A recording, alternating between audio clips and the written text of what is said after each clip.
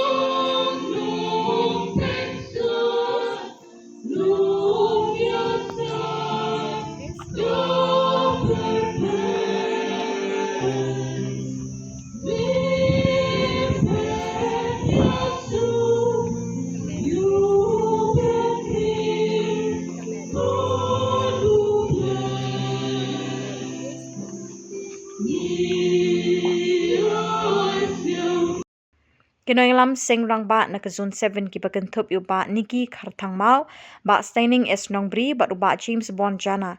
Ikini kinoilam Bathymmai legit ha ke 15 annual meeting balalong Arsngi ha Parish Mawlasnai. Hadin bela deplut ki kam ki jam la penwai no ha ke jenge kendu ba Arsngi jong ke Seng Rangbah, da ke ba penhiar kendau ya kalama jong ke Seng da Parish Priest Reverend Padar Sebastian Karmoplang.